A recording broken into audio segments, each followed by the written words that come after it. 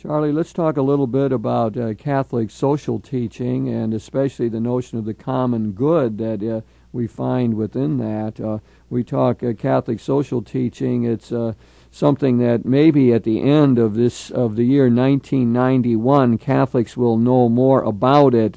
We're trying to saturate people with this notion. There is a book out that's called Catholic Social Teaching: The Best Kept Secret.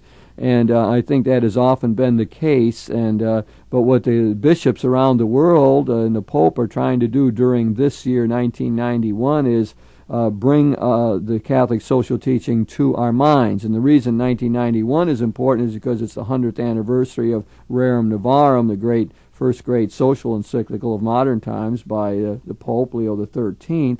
And then since that time, we've had all these other marvelous documents, often commemorating that document. We had Quadragesimo Anno, on the reconstruction of the social order in 1931. We had Moderate Magistra, Christianity and Social Progress, 1961, by Pope John the 23rd. So we have and one that's probably known but more than others is Peace on Earth, Pacem in Terris, 1963. And then we've kept hearing these things, and current Pope John Paul II has written his own great social encyclicals as well, one being Laborem Exercens on human work, and then the one on social concerns. So this has been an important part of Catholic teaching, but often not recognized by people, unfortunately. So we're trying to do our bit here to raise consciousness and bring that to people's minds. As you say, the book title is appropriate. I'm thinking if this were being done in a print medium, I can see the tabloid headline that says Catholic Church Secrets Exposed, and it would probably get a great readership. But so often these documents have come across as long, as heavy. People point out that these frequently exceed the Gospels in length, and they're written in, at times, some rather heavy to plow through terminology. And yet, as a connecting point between our sense of gospel and the reality of, well, as the title of the Vatican Council document, the Church in the modern world, how do you proclaim gospel and live gospel in the kind of world that we live in?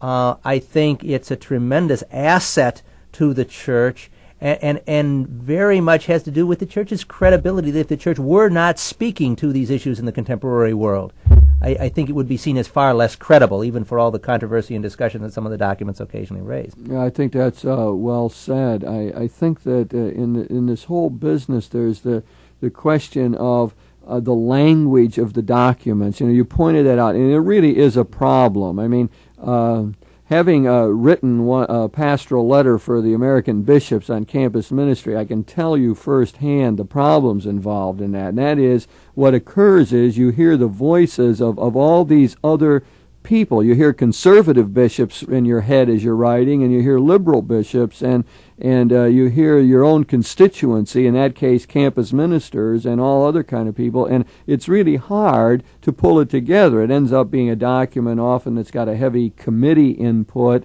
but it has to be attentive to so many different conflicting voices that what happens is it gets watered down. If you want a striking kind of statement that is radical and far-reaching and put in better language, you don't write it the way we write these church documents. It just isn't designed for that. There's a Protestant theologian by the name of Stanley Hauerwas who is extremely critical of the Catholic social teaching on a number of grounds. One is that it relies too much on natural law thinking, on reason interpreting human experience, and not enough on pure gospel teaching centered on Jesus Christ. It's sort of an evangelical critique of Catholic social teaching, one which I think we have to hear. And the other critique is that they just keep repeating themselves. I mean, each one just says what the preceding one said and alters it a little bit, and often writes it in this terrible language that no one can plow through, and you're not even interested in plowing through it. So, I mean, it does represent great problems. I don't think we can talk about these documents as though they're just wonderful, easy reading that's going to inspire you to go out and help the poor or work for justice. They just don't seem to have that quality.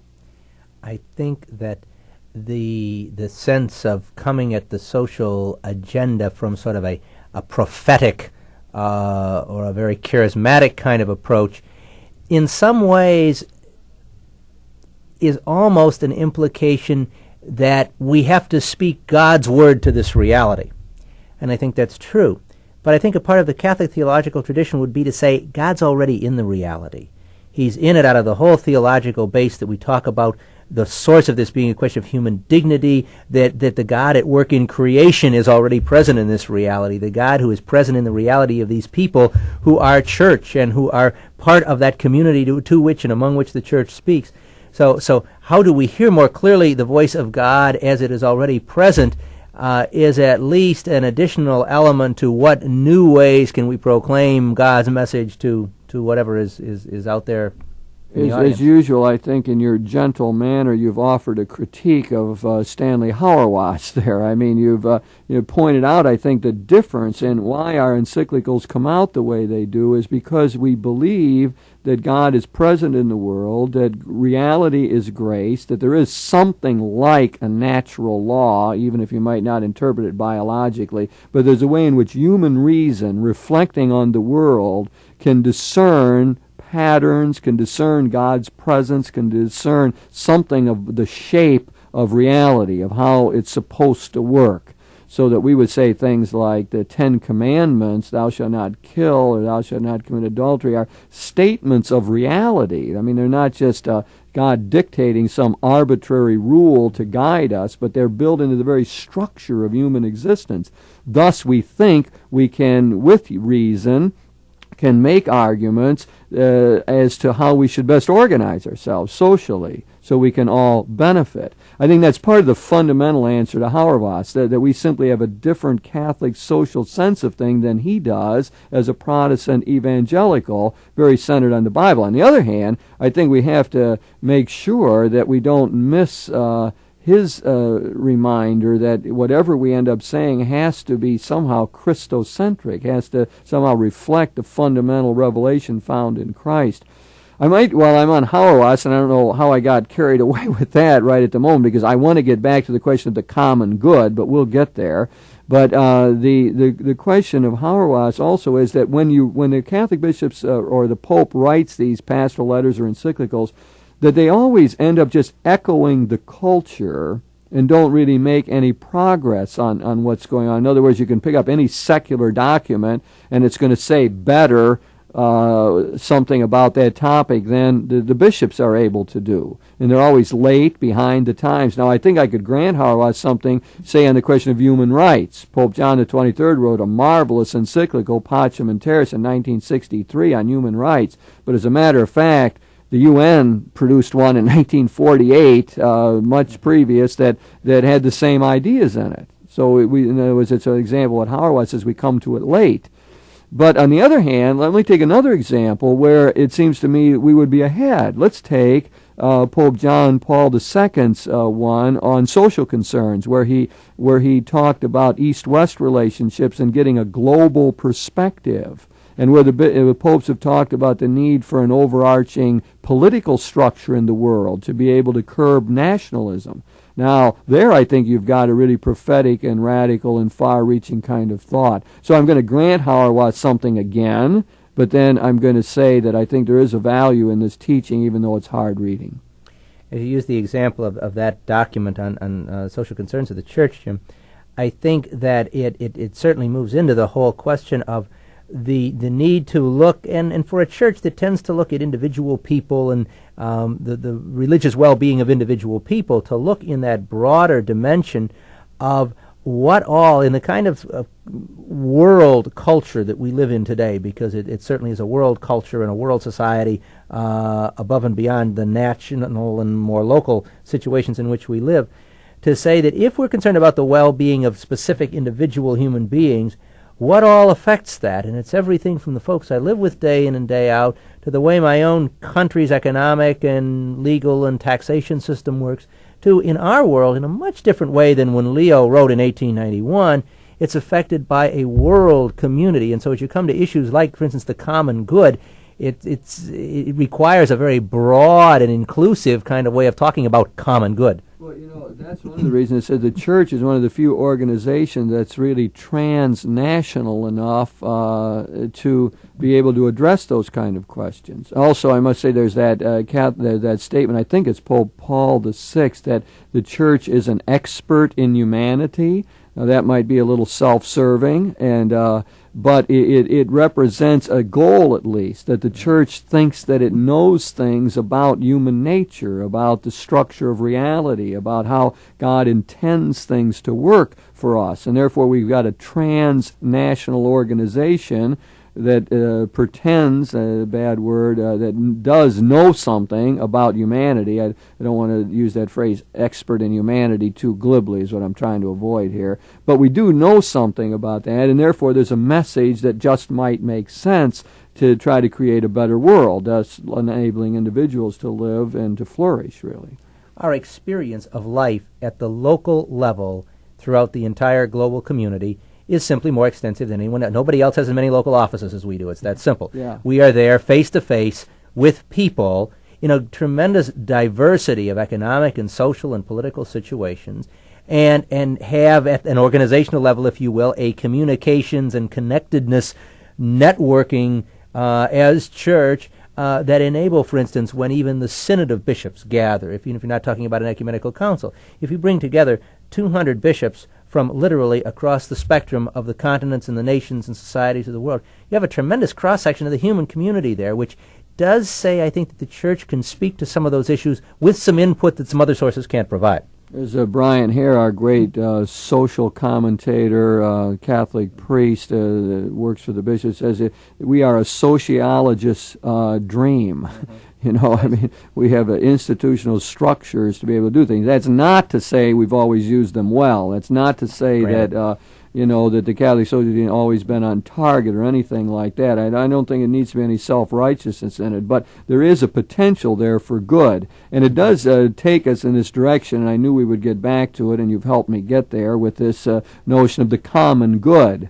And I think that when we talk common good, Pope John the 23rd tried to define that at one point, and he said something like this in his encyclical. It's a really good definition, too. Moderate Magistra. Well, let me try it here and just see if we can look at it. The common good is the sum total of all those conditions of social living, economic, political, cultural, I think that's good, which makes it possible for women and men readily and fully to achieve the perfection of their humanity. You like that one?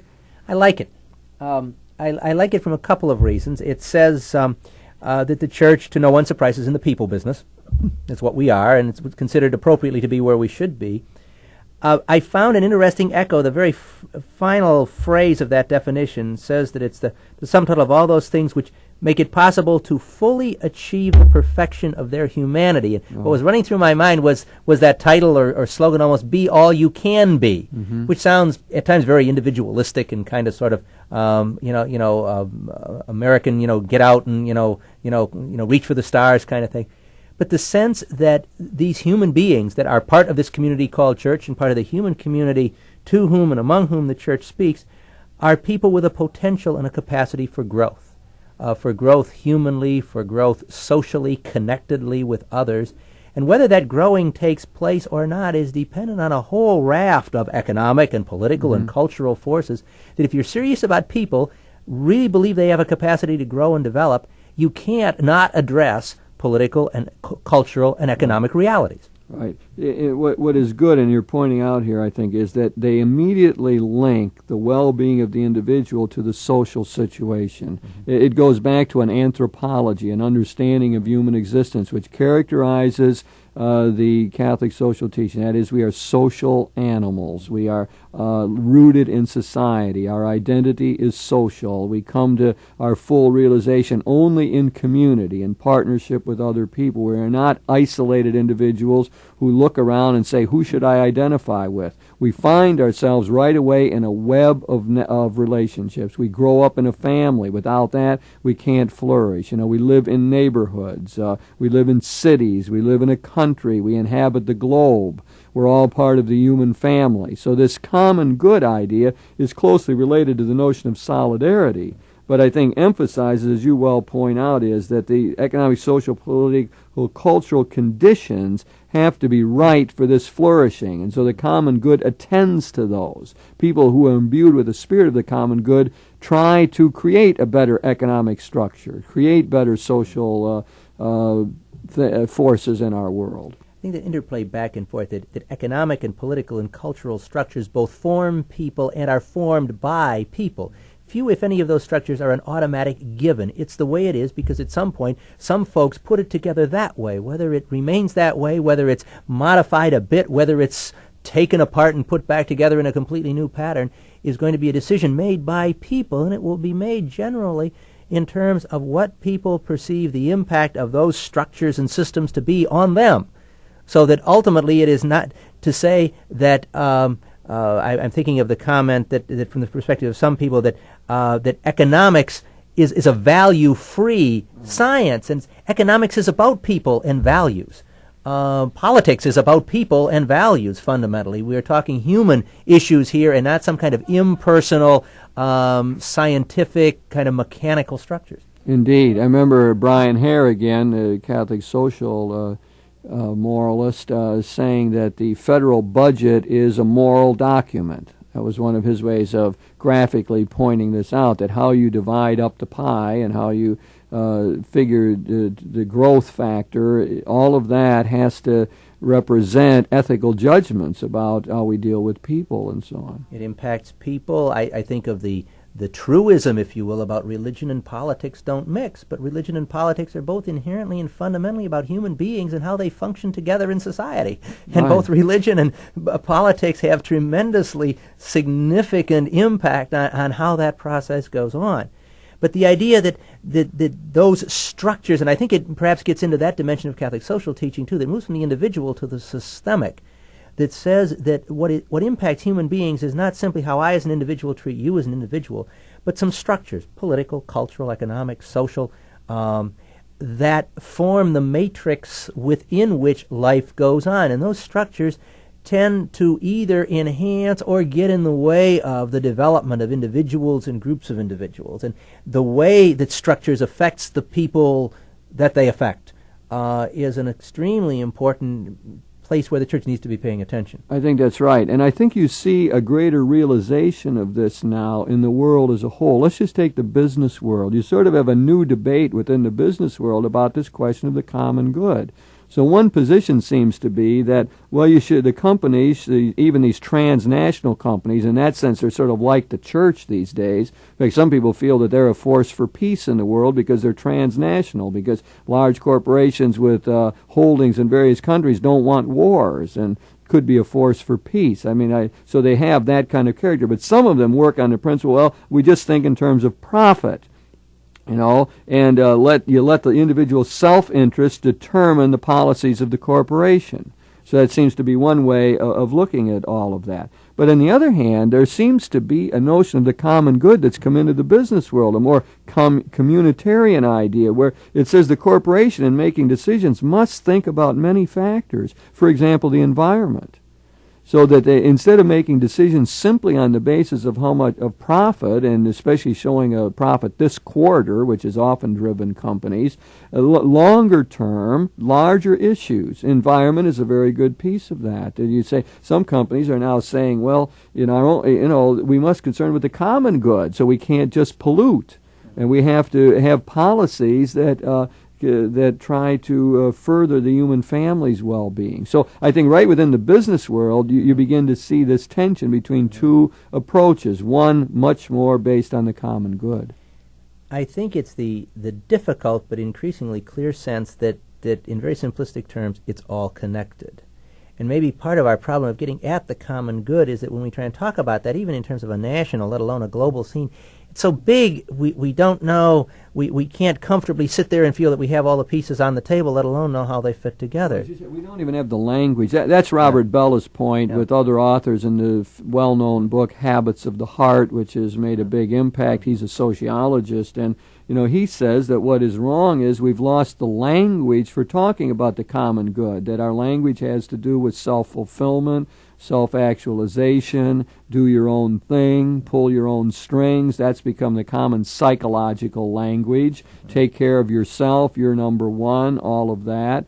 make sure you get ahead. And we don't even have a good way of talking. Now, the way we used to talk about the common goods was in two great traditions, the so-called Republican civic tradition in the United States of the Founding Fathers, where, you were part of this larger entity and had to contribute to it. And, public service was a great ideal. And, it didn't have a whole lot to do with religion directly, but just public service. If you've been given a lot, you have to give a lot back, and so on. But the other language is, of course, biblical language. That is, we are saved as a member of a people, that God gathers people, that Jesus Christ was a community builder and was concerned about the kingdom, which is the great dream of making the common good real. So that language question is very difficult one here. We don't have it. We almost have to resurrect, I think, these more communal languages so that we can talk to one another about it.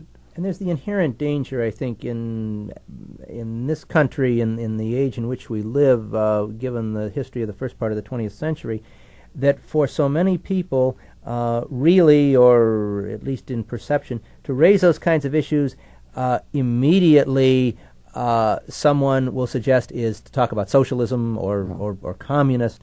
The sense that we don't have an acceptable, if you will, balance point to it, and to an extreme individualism that lets us look at the reality of human life a little more accurately, because human beings don't function in isolated bubbles. And the struggle to say some of the things about the common dimensions of life, dimensions of community, it may just take us some time to be able, and again, it may be a question of finding terminology that clearly says that, and at the same time is clearly distinct from some of the language traditionally associated with some of the socialist approaches to society. Yeah, I think you're absolutely right. That kind of talk is heard in socialistic terms, and Americans say, I don't want any part of it. But there's an interesting reversal here. There's certain surveys and polls and studies that are showing a renewed interest in common values. They're seeing it in incoming freshmen in the last 2 years, quite a reversal, that there are many of them that say they want to get jobs that will be socially meaningful, that they can make a contribution to the common good. A great increase in the last few years over the previous times. There's a Harvard professor, Arthur Levine, if that's how you pronounce it. I'm not really sure how he pronounced it, Levine or Levine, who has written along this line. And it's very interesting because it's suggesting that somehow this reversal is occurring, and what factors are causing it. He has a theory of how this is all related to wars and after wars and period of time, 15-year cycles and so on. But I don't know if I buy all that, but find it mildly encouraging to say that there's some of our young people who seem to have a greater sense of the common good these days.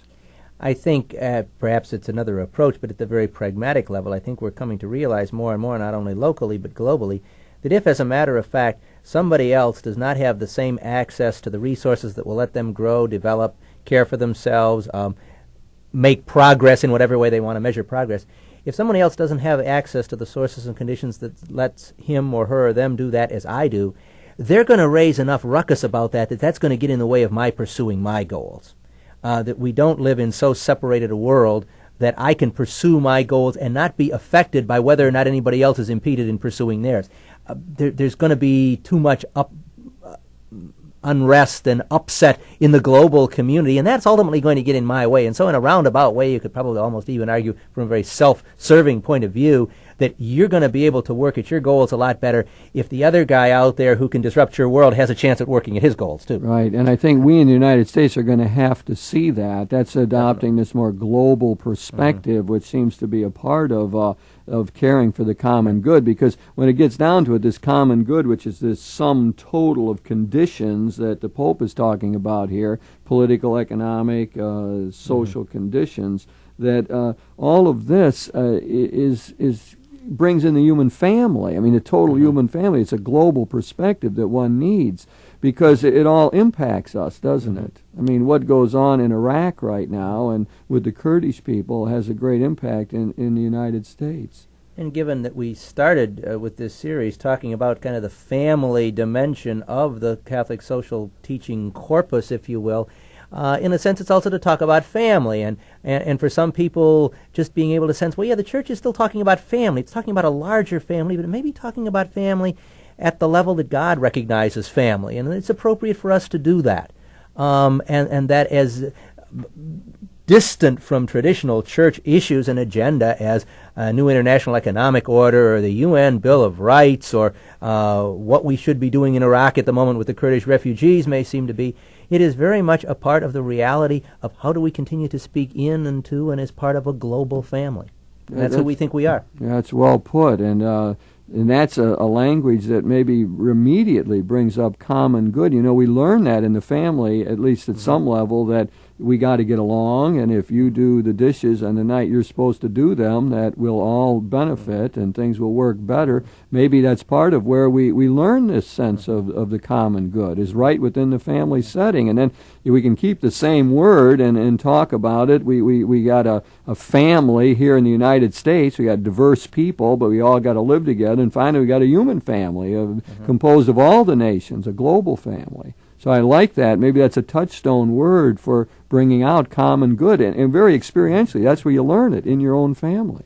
And it certainly, as you said, it was part of the early American experience. For some reason, the phrase from the Revolutionary period of one of the men's point that, gentlemen, we must hang together or we shall hang separately. The human family has to do that too. That's well put. Charlie, you've been tremendously helpful in this series of programs that we've done on the common good, on the Catholic social teaching today on the common good. You bring a vast knowledge and also a tremendous way to bring it down to earth, as you've done here well with this family concept. So we're talking this time about the common good and the family, the whole global family, but really learning it in our own families, where we find out that our own behavior affects the group. And if we do it well, the whole group will flourish.